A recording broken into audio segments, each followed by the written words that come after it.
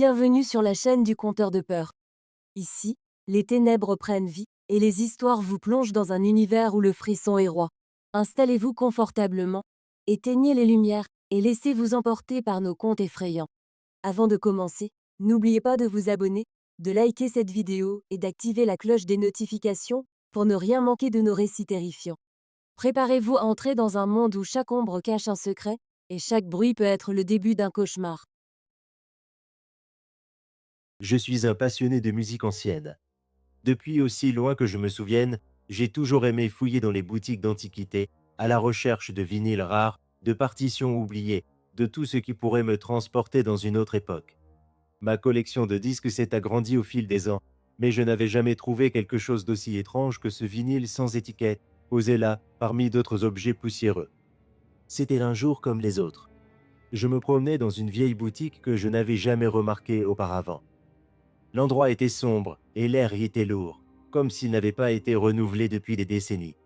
Tandis que je parcourais les étagères, je l'ai vu, ce vinyle sans nom, couvert d'une fine couche de poussière. Il n'y avait rien d'inscrit dessus, aucune indication de son origine ni de ce qu'il contenait. Juste un disque noir, lisse, et une étrange sensation d'être observé lorsque je le tenais dans mes mains. Je me souviens avoir demandé au propriétaire de la boutique d'où il venait. C'était un vieil homme ridé et voûté qui me regarda avec des yeux perçants. Ce disque, je ne sais pas d'où il vient. M'avait-il dit d'une voix éraillée. Il a toujours été là, depuis que je tiens cette boutique. Personne ne l'a jamais acheté. Mais, si j'étais vous, je ne l'écouterais pas. Je n'ai pas prêté attention à son avertissement. C'était sûrement une tactique pour rendre l'objet plus intrigant, pensais-je. Alors, je l'ai acheté et ramené chez moi, impatient de découvrir quel genre de musique il contenait. De retour dans mon salon, je n'ai pas perdu de temps. J'ai allumé mon tourne-disque, posé l'aiguille sur le vinyle et me suis installé dans mon fauteuil pour écouter. Dès les premières notes, j'ai su que j'avais entre les mains quelque chose d'unique. La musique était douce, envoûtante, presque hypnotique. Les accords, complexes et inhabituels, semblaient former une mélodie que je n'avais jamais entendue auparavant. Plus la musique jouait, plus je me sentais plongé dans un autre monde.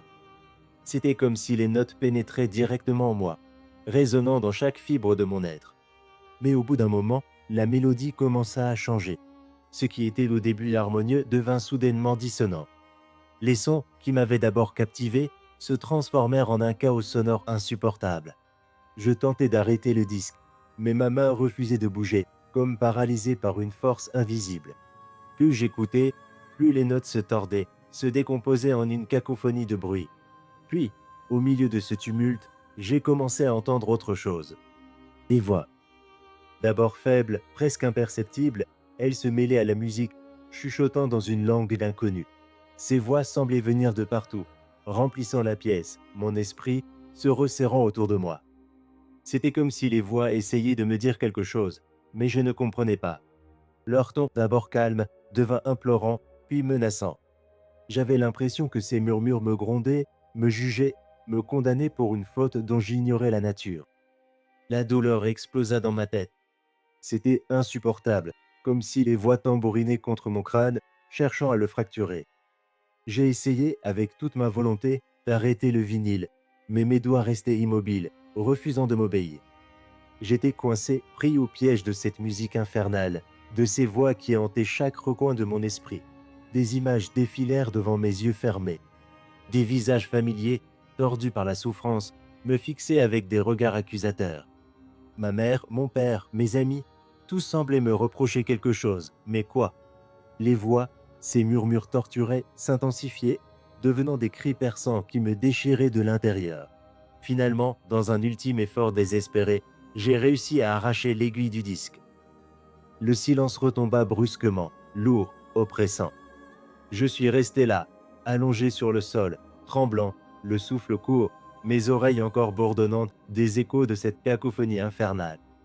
Mais même dans ce silence, les voix résonnaient encore, faibles mais persistantes, quelque part au fond de mon esprit. Les jours suivants ont été un cauchemar. Les voix me hantaient dans mes rêves, dans mes pensées. Elles étaient là, toujours là, murmurant des mots que je ne pouvais comprendre, mais qui faisaient naître en moi une terreur indicible. Chaque nuit, elles revenaient, me réveillant en sursaut, couvert de sueur froide. Et le jour, je voyais des ombres bouger dans ma maison, des silhouettes fugitives que je n'arrivais jamais à attraper du regard. Je suis retourné à la boutique, mais elle avait disparu.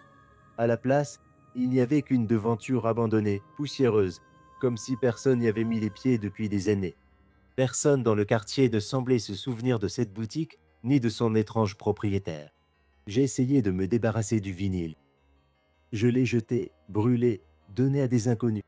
Mais chaque fois, je le retrouvais chez moi, intact, posé sur la table comme s'il m'attendait. Les voix se faisaient plus fortes, plus insistantes, m'assaillant jour et nuit. Chaque fois que je fermais les yeux, elles étaient là, m'appelant, me suppliant de les écouter encore, de céder à la tentation de poser une nouvelle fois l'aiguille sur le disque. Je n'avais plus le choix. Les voix devenaient de plus en plus pressantes, comme si elles étaient partout, me traquant, me tourmentant. J'ai finalement cédé. J'ai mis le disque sur le tourne-disque une dernière fois et j'ai laissé la musique m'envahir. Mais cette fois, c'était différent. Dès les premières notes, j'ai senti une pression écrasante sur ma poitrine, comme si quelque chose s'emparait de mon cœur. Les voix n'étaient plus des murmures, elles hurlaient, perçaient chaque recoin de mon esprit, résonnaient dans mes os, dans mon sang. La douleur était insupportable, mais je ne pouvais plus arrêter. Les voix me chuchotaient que c'était la fin, que le disque avait fait son travail, qu'il ne restait plus qu'une chose à accomplir. Mon corps commençait à se raidir, mes membres se figeaient, comme si la musique m'emprisonnait dans une étreinte glaciale. J'ai voulu crier, mais aucun son ne sortait de ma bouche. J'ai senti ma vision se troubler, les couleurs s'effacer, tandis que la mélodie se tordait en une cacophonie infernale, une symphonie de douleur et de folie. Les voix hurlaient maintenant dans ma tête, les mêmes mots en boucle, un crescendo de terreur qui atteignait son paroxysme. Et puis, soudainement, ma respiration s'est coupée. Mon cœur a raté un battement puis un autre. La musique s'est intensifiée. Chaque note résonnait comme un marteau frappant ma poitrine, écrasant ma vie sous son poids. Mon corps, paralysé, n'était plus qu'un réceptacle pour cette souffrance insupportable. Puis, le dernier coup a frappé. Mon cœur s'est arrêté net. Je me suis effondré, figé dans une dernière expression de terreur. Le tourne-disque continuait de tourner, mais les sons s'éteignaient lentement, mourant avec moi.